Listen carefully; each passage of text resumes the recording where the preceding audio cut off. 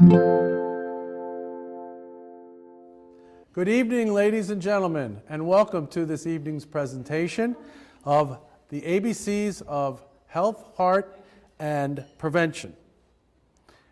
Hosted tonight at the beautiful Country House of Yorktown Heights and sponsored by Always an Angel Home Care.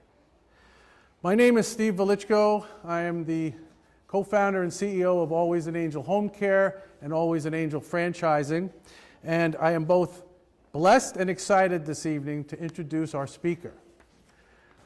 So Dr. Patrick Thomas is a board-certified cardiologist at NYPMG Hudson Valley Cardiology and has served patients throughout Westchester, Putnam, and Dutchess counties in New York since 2002. Dr. Thomas is a member of several professional organizations and is currently serving as the president of the board of directors for the Putnam County Division of the American Heart Association. And finally, more important than all of this, he is my personal cardiologist. Please help me welcome Dr. Patrick W. Thomas. I want to thank Steve so much for having me. Steve and I have served on the board of the Putnam County American Heart Association for several years now. In addition, his central office is literally one story above my office in Putnam County, so we get to spend a lot of time with each other. And so I'm really honored to be here on behalf of both the Country House as well as Always an Angel Home Care. My goal tonight as a cardiologist is to give you some tools, I hope, so that you don't really need me in the future. My goal is to help you prevent heart disease, whether you're 18 or 88 or anywhere in between, whether you've never had a heart problem or whether you've suffered multiple heart or vascular problems. I'm going to try to give you some tools tonight to help you live a healthier life and again, hopefully not need my services in the future. As we're going along, if you have questions, just raise your hand. It's a lot more entertaining, I think, if this is interactive rather than me standing up here droning, all right? So again, if you have questions, let me know, and hopefully over the next half hour or so, we'll learn a few things. What I'll do really is start by focusing on what cardiovascular disease is, because sometimes people can get confused by some of the terminology, so I'll go through some of that. We'll talk about heart disease, especially in women. I noticed that women make up the majority of the audience. Well, it's a good news because I'm going to spend a few slides just talking about women and heart disease and how women perhaps differ from men a little bit. We're also going to talk about some of the risk factors, but again, the main focus is on the ABCs of prevention. Simple, easy to understand things that you can put into place right now, no matter how old you are, no matter how young you are. No matter how physically fit or unfit you are, things that you can do to try to improve your cardiovascular health. And I'll talk a little bit about some of the blood pressure guidelines in the American Heart Association if we have time. But again, I don't want to just stand up here and drone on and on. So we'll try to make this short, sweet, and hopefully informative. When we talk about cardiovascular disease, I want you to think of two specific things: heart attacks and strokes. There's lots of other things that go into the definition of cardiovascular disease, but really focus on heart attacks and strokes. So heart attacks affect the heart and strokes affect the brain. Those two items make up the majority of cardiovascular diseases, and more importantly, the majority of cardiovascular diseases that we can actually prevent. Central to both a heart attack and a stroke is the gradual buildup of this yellow waxy stuff that we call plaque in the arteries. And unfortunately, this can start at a relatively young age. Sometimes when you're as young as 9 or 10. I know we don't have any 9 or 10-year-olds in the audience, but even preteens can start to develop some of this yellow waxy stuff that can progressively gum up your artery and then cause a heart attack or stroke. The idea is to try to act early and prevent this from happening. And so this is, again, that buildup of plaque inside an artery that then blocks an artery and leads to death of heart muscle tissue. That's what a heart attack is. It's heart muscle cells die. Unfortunately, we cannot, as of 2018, regrow heart muscle. So what we're trying to do is, again, prevent this from happening in the first place. Please note that a heart attack and death of heart muscle cells is not the same as a cardiac arrest. Now, unfortunately, sometimes when you have a heart attack, you do have a cardiac arrest, which is where your whole heart stops. But a heart attack simply refers to death of heart muscle cells. And so similarly, a stroke is the same thing, but in the brain. So again, the buildup of plaque leading to death of brain tissue. And again, in 2018, we cannot regrow brain tissue. So we want to prevent this from happening. And certainly if somebody in this room has already had a heart attack, already had a stroke, we want to make darn well sure you don't have another one. Does all that make sense, guys? Any questions about that so far? Cardiovascular disease is incredibly prevalent in our society and throughout the world.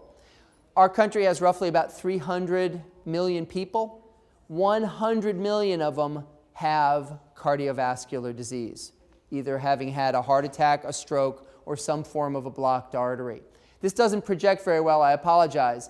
But you can see hundreds of thousands of people have heart attacks and strokes every year. Millions of people get hospitalized and have procedures. 82 million physician office visits just for cardiovascular disease. I'm a busy guy, all right? And costs hundreds of billions of dollars to the US economy. So this is a very, very common disorder, and it's a very expensive disorder. And again, one we'd like to try to prevent. I keep saying prevent over and over again for a reason, okay? And again, just a couple of statistics. Unfortunately, heart disease, blocked arteries in the heart, or strokes, blocked arteries in the brain, these are still two of the most common ways people die in the country. 836,000 plus Americans died of cardiovascular disease last year alone. Heart attacks are the #1 killer. Strokes are the #5 killer of people in this country, both in men and in women. That's a statistic I think a lot of women don't recognize or realize, is that heart disease and strokes are more important than just about any other cause of death. And unfortunately, I mentioned earlier that a cardiac arrest is a little bit different than a heart attack. Cardiac arrest is when your heart stops. So the unfortunate reality is that one of you, God forbid, has a cardiac arrest right here, and you have a cardiologist like me standing right here ready to go to work on you. Your chance of survival is less than 11%. You have an almost 90% chance of not surviving, even if I'm standing right here when you have a cardiac arrest. Again, we want to prevent this from happening. Just a couple of things about women. I mentioned that women sometimes don't recognize how important cardiovascular disease is. As I mentioned before, about 1 out of every 3 adults, and that includes women, will develop cardiovascular disease. But look at this statistic. More women than men die of cardiovascular disease each year. Also, women have more strokes than men do each year. Breast cancer is very important, and it's something that women focus a lot of time and attention on, and with good reason. But if 450,000 women die of cardiovascular disease each year, only 44,000 women die of breast cancer each year. That's a 10-fold increase in terms of women dying of cardiovascular disease versus breast cancer. Breast cancer is very important, but it pales in comparison to the burden of morbidity and mortality that women experience from cardiovascular disease. And finally, I'm going to show you a slide next that shows, unfortunately, women's death rates from heart disease have only just started to fall over the last couple of decades, whereas for men, death rates from heart disease have been falling since the 1950s. And I'll give you some reasons for that in just a moment. Red is women, blue is men. And this starts back in 1979. And you can see through the 1970s, 80s, and 90s, men's death rates were falling like a stone from heart disease. But look at women's death rates. They were rising up until about the year 2000 when finally they started to fall. Notice also more recently we're seeing an uptick in death rates more recently. I'll explain both of those trends in just a moment. So for decades we're doing a really good job with men, women not so hot until recently, and now kind of a troubling increase in death rates over the last couple of years. So just a quick word about why prevention is again so important. Unfortunately, your first heart attack is often your last heart attack. 1/3 of people, when they have their first heart attack, they don't survive. And if you've already had a heart attack, it's quite scary. The odds are even worse. So if you've had a heart attack and you were lucky enough to survive, your next heart attack has a more than 50% mortality rate. So again, prevention. That's what we want to focus on. I've been talking a lot about statistics. Statistics can get boring and put everybody to sleep. So let's talk about some more interesting stuff, all right? The symptoms. And this gets a little bit into why men and women are a little bit different. This is the classic picture of a heart attack that most people think about, right? You got a middle-aged or older guy clutching his chest, right? Pain going down the inside of the left arm, right? He just threw his cigarette butt into the snow, right? This is the classic picture of a heart attack. For men, 90+% of the time, this is how they present. A crushing elephant on the chest, pain going down maybe the inside of the arm or up into the neck.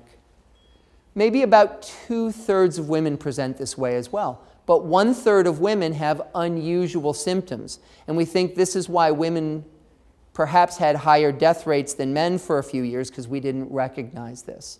And so this shows a little bit some of the different symptoms that women might have, perhaps 1/3 of the time. Sure, 2/3 of the time they get that heavy weight on the chest. But 1/3 of the time, maybe they're just nauseous, or they're lightheaded or dizzy, or they break out into a cold sweat for no reason, or feel fatigued for no reason, or short of breath.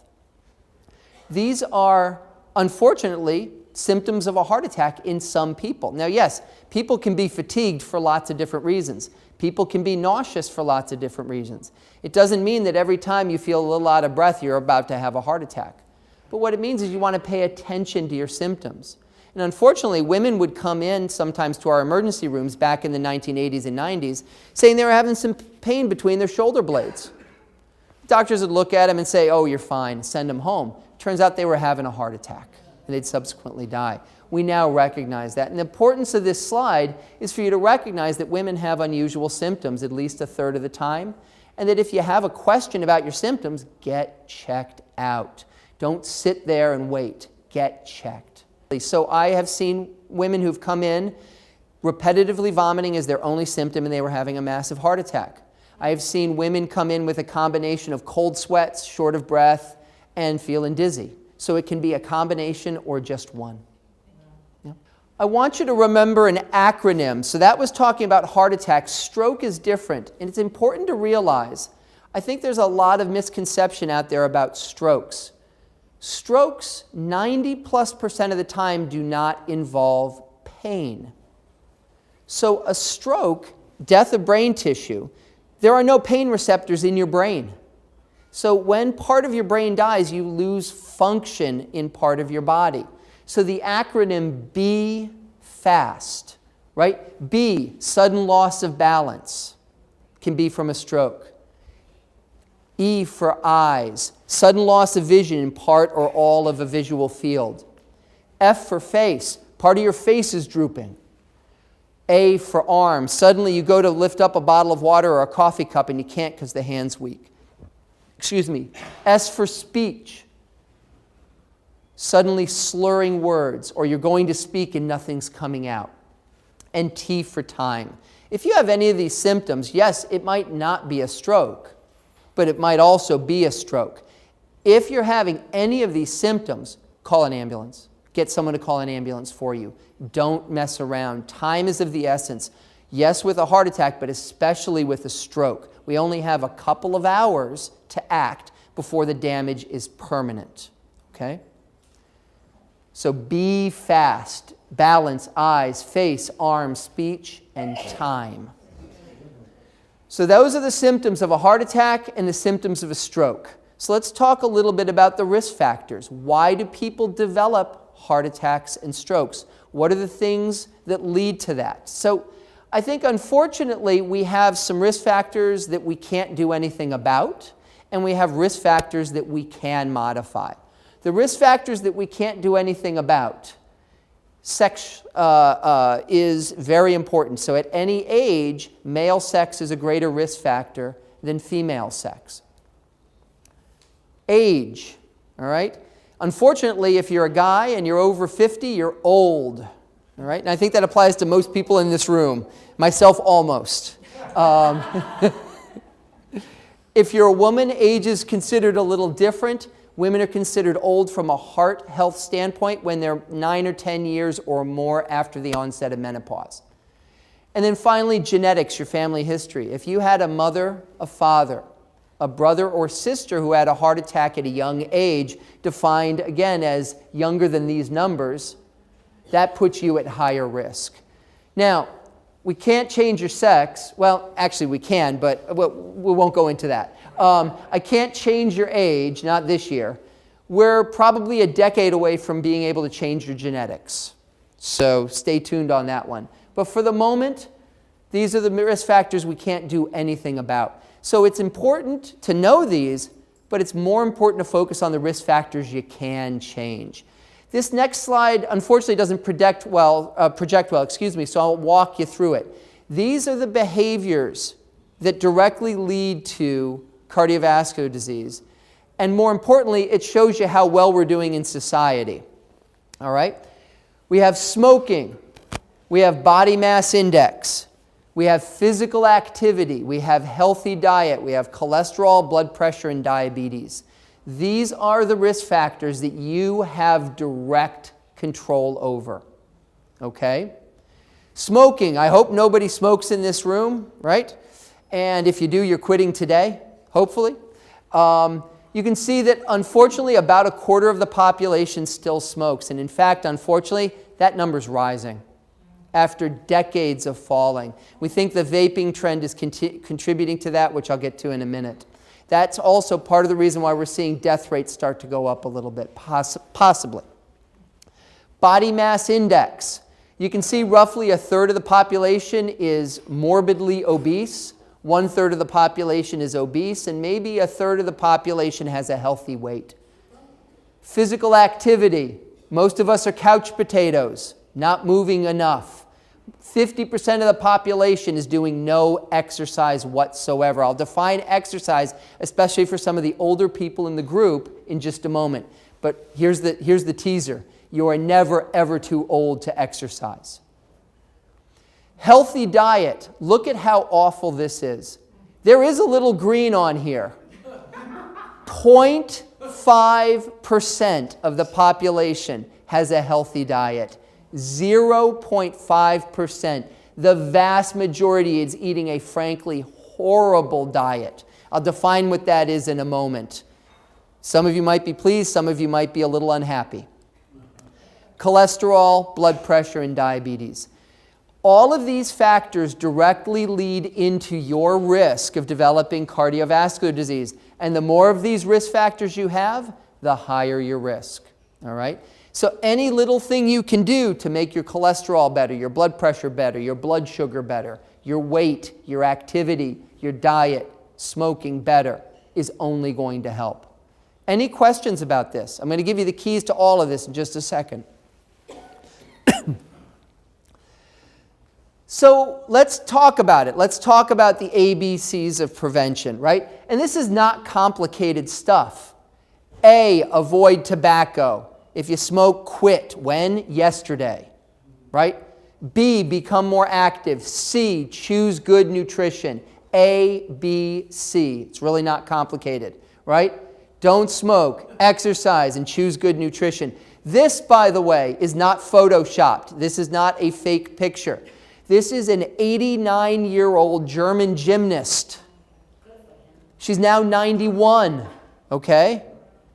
Now, I don't know about you guys. I couldn't do this at any age. All right? That's impressive. All right? 89 years old. You're never too old to exercise. Although, for most of you, I wouldn't want you doing this. All right? Bottom line, I'm not going to go into this slide a lot. Exercise fixes everything. And I mean everything. Mind not working so well, exercise makes it better. Arthritis bothering you, certain types of exercise make it better. Digestion not good, exercise makes it better. Heart not healthy, exercise makes it healthier. Blood vessels in the legs not working so well, exercise makes it better. It also makes you improve fertility, which I think for most of us in this room isn't an issue. Prevents hypertension, controls diabetes, etc. Okay? Exercise fixes everything. There's lots of hormones involved with exercise. I won't get into it. Here are the recommendations, and these are not age-based. These apply to 18-year-olds, 50-year-olds, and 88-year-olds. 30 minutes of moderate physical activity 5 times a week. Remember the number 150, all right? 30 minutes 5 times a week. You cannot do all 2.5 hours on a Saturday.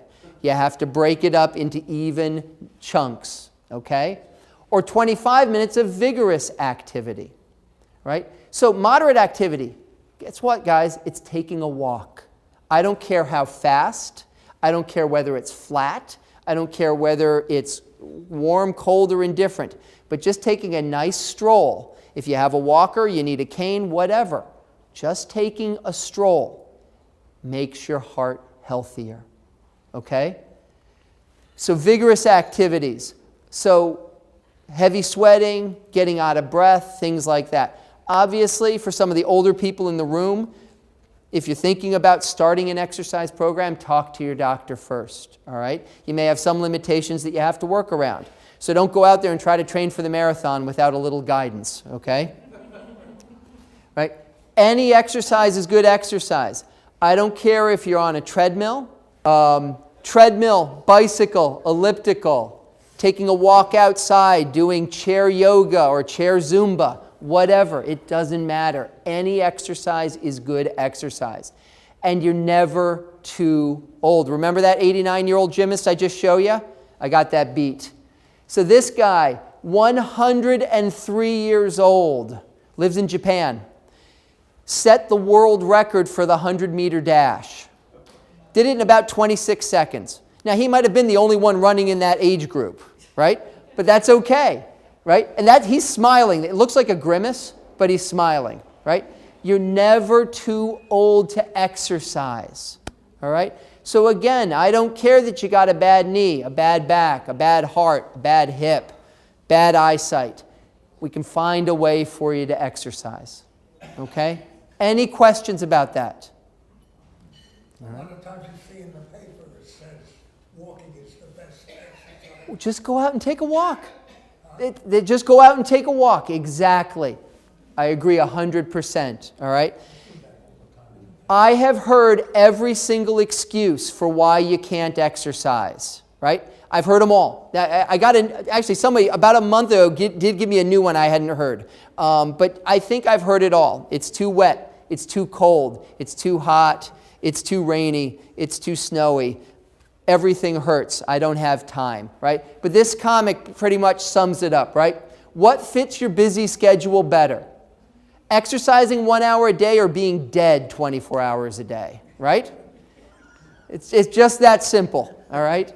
Exercise. I don't want to hear your excuses. I've heard them all. Find a way to do it, all right? Let's talk about diet, all right? That's the next part. And again, you'll notice this is not rocket science. This is not complicated stuff. There are so many fads out there. The Atkins diet, the Zone diet, the Pritikin diet, the South Beach diet. Forget it. All right? This is the American Heart Association recommendations. All right? It's simple. And first and foremost, it says use up at least as many calories as you take in. Right? So their first recommendation on diet is to exercise. Right? Getting the point about exercise? Eat a variety of nutritious foods from a lot of different groups. Fruits, vegetables, unrefined whole grains. Fish twice a week, right? Fat-free or 1% milk products. Eat more chicken, more fish, more beans, and less red meat. Pork, by the way, is red meat. It just cooks white, right? The other white meat, one of the greatest marketing things ever. Unfortunately, it's not white meat. Reduce trans fats, so that's margarine, right? Avoid food and drink with added sugar, right? Sodas, things like that. Prepare food with little or no salt. And consume alcohol in moderation. I'll define what that means in a minute. All right? Most cardiologists like me would tell you that the ideal heart-healthy diet is probably 100% plant-based, maybe with a little fish thrown in. Now, that's a little bit tough to do. I'll give you something that might be a little more practical in just a moment. So, and of course, eat less nutrient-poor foods. What do we got here? All right, we got pepperoni pizza. We got a hot dog. We got fried chicken. We got onion rings. We got French fries. We got a cheeseburger, right? You guys know this isn't that healthy. You don't need me to stand up here and tell you that, right? But yet, this stuff's really good, right? That's the problem. It's really good. But this is what you want to avoid, right? And, of course, if it tastes good, don't eat it. My son gave me this card because I'm always telling him if it tastes good, don't eat it, which is not true. And he's going to be an engineer. He's a math guy. And so he gave me this math problem. Billy has 32 pieces of bacon. He eats 28 pieces of bacon. What does Billy have now? He has happiness. Billy has happiness. See, it's not really a math problem. I just want to show you an illustration of eating out and the perils of eating out. This is the Applebee's Southwest Chicken Salad, which is one of the healthiest things you can get at Applebee's. I'm not picking on Applebee's, but I show this because Applebee's publishes all of its nutritional information. This is grilled chicken. It's salad, it's vegetables, and really looks pretty darn healthy. And it is in the right portion size. Look at this. It has almost a half day's worth of calories, 52% of the day's worth of calories in one meal. It's got 91% of your day's fat in one meal. It's got a day plus of sodium. So this is not an unhealthy choice. It's more about the portion size. So if you're going to order something like this at a restaurant, cut it in half, cut it in a quarter, and bring a lot home with you, right? Or if you guys are eating here in the dining area, right, and they bring out a giant, massive thing to eat, eat a little bit smaller portions, right? So it's not just about the type of food, it's the amount of food you're eating. So I just want to show you this. This is the only diet ever been shown to improve cardiovascular outcomes in a large controlled study. It's called the Mediterranean diet. I'm sure a lot of people here have heard about this. And again, look at the bottom of the food pyramid. Be active. Enjoy meals with others. Why? Because if you're talking, you're not stuffing your face. Right? Simple, easy. Lots of fruit, vegetables, nuts, seeds, oils. Right? Multi-grain products. Lots of seafood. Little less on chicken. Red meat once or twice a month. Day. Listen, I'm going to give you my card. You should definitely make an appointment. Okay? Red meat once or twice a month. Okay? This is the only diet that has ever been shown to improve cardiovascular outcomes. Just a quick word on good versus bad fat. Back in the 1980s, we thought all fats were bad. Couldn't be further from the truth. I want you to focus on the love it here, the good fats, olive oil, oils from nuts, from avocado, from fish. These are the good oils, That's good stuff. Butter, cheese, meat, donuts, cake, coconut oil, you want to avoid it, okay? For some of the younger people in the audience, coconut oil is becoming a trend, something called medium chain fatty acids. Don't believe the hype. What about alcohol? I mentioned alcohol in moderation. What is an acceptable amount of alcohol consumption for heart health? Anybody have an idea? 2 glasses of wine. Good. Okay. Anybody else? 2 glasses. All right. Well, it turns out it's 2 or fewer drinks a day for men, 1 drink or fewer a day for women, probably in that 4 to 7 range. Again, women are different than men. Now, the type of alcohol doesn't matter. We used to think red wine might be healthier than everything else. It doesn't matter if it's wine, beer, or scotch. Okay? So, vodka, same thing, right? But again, let's define what a drink is, because that's really important, okay? So a drink is 12 ounces of beer, 5 ounces of wine, or 1.5 ounces of spirits, all right? Each contains somewhere around 13 grams of alcohol. It is not this. This is the Big Betty. Big Betty can hold an entire bottle of wine in 1 glass, okay? So you're just having your 1 glass a day? No, not a good idea. I've also heard this called mommy's timeout, yes, all right? So again, avoid the Big Betty, all right? Holds an entire bottle of wine.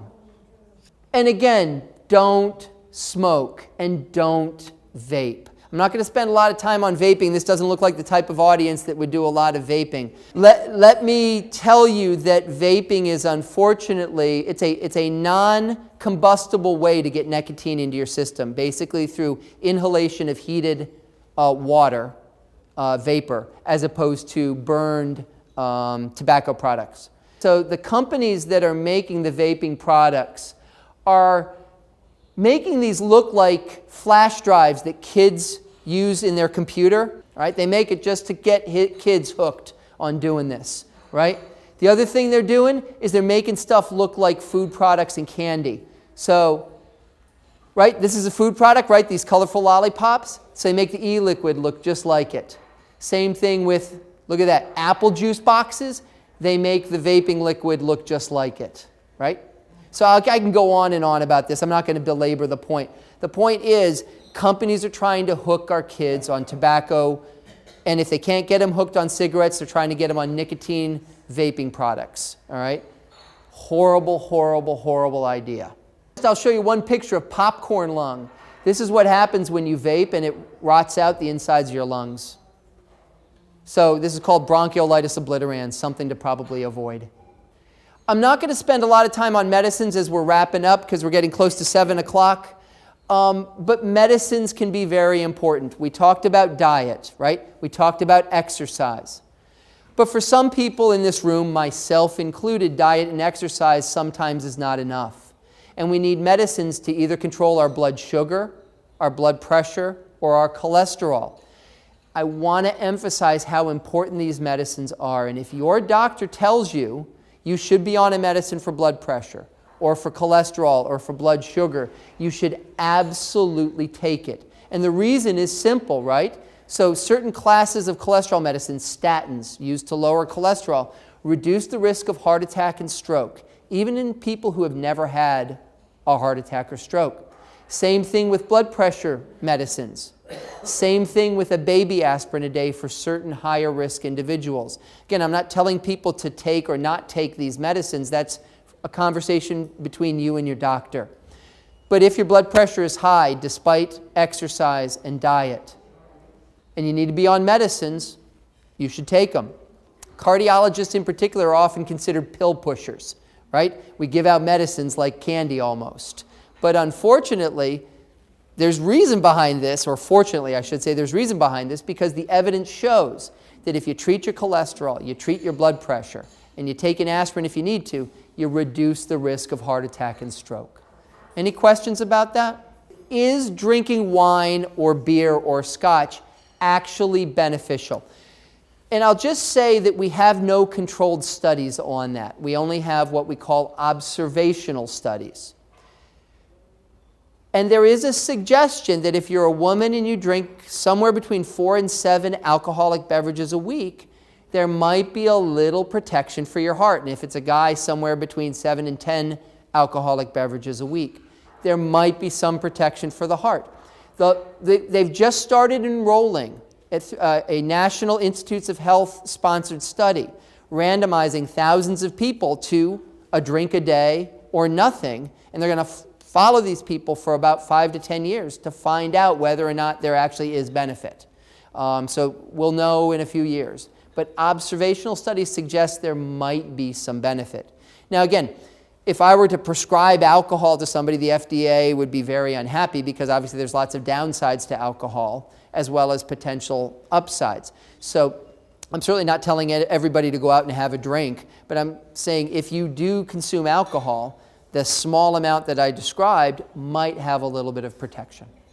Yes? Do they provide the alcohol for the studies? Yeah, they do. So yeah, a lot of my patients have asked, how can I get into this study? And yeah. Just a quick word on fish oil. For years and years and years, the American Heart Association recommended for people who don't have 2 servings of fish a week, 1,000 milligrams of fish oil a day to help prevent heart problems. The studies don't support that. There are very few people who have certain established heart problems who might benefit from fish oil supplementation. But taking fish oil supplements on a regular basis to prevent a first heart attack or stroke probably doesn't work. Now, fish oil might help other things. I've heard people say it helps their hair, their skin, their joints, other things. So I'm not saying you can't take it for those reasons, but if you're taking it just for the heart, probably doesn't help. I'm here as part of the American Heart Association as well. I've been on the board of directors of the American Heart Association Putnam County for almost 15 years at this point. And all of the stuff I've presented tonight, all of the evidence I've shown you, a lot of the slides and graphics come directly from the American Heart Association. It is the biggest funder outside of the National Institutes of Health of cardiovascular research in the country, with billions and billions of dollars devoted to cardiovascular research since about 1949. If anybody has access to a computer and wants to look up some of the stuff that I just was talking about and you'd like a lot more in-depth information, go to heart.org. That's an easy one to remember. I think anyone can remember that, right? heart.org. So again, over the last half hour or so, we've talked about how common cardiovascular disease is. We've talked about how it kills more women, especially, and men than any other disorder. We've talked about how women can have some unusual symptoms and that you should be aware of those unusual symptoms and act on them if you have them. And that the 3 key steps, the ABCs, right? Avoid tobacco, be more active, and choose good nutrition, as well as taking medicines if prescribed by your doctor, can significantly reduce your risk of having a heart attack, stroke, or dying. Okay? So I think we got time for a couple of questions if people have any questions. Otherwise, we can certainly wrap this up. Does anybody have any questions? What foods you have to eliminate to reduce cholesterol? Sure. The question for those that didn't hear, what food should you eliminate to reduce your cholesterol? Things that contain saturated fat, cheese, milk products that aren't skim, red meat, right? Pork. Dark meat chicken actually has a fair amount of saturated fat that you probably don't want. Chicken skin has a lot of saturated fat in it too. If you're going to have chicken, the white meat, breast, is probably the best. But eliminating that other stuff can definitely help lower your cholesterol. Other questions? Well, thank you guys for coming out. Steve, you have one more word to say? I just want to thank Dr. Thomas and appreciate Thank you you. coming. Absolutely. It's been a pleasure.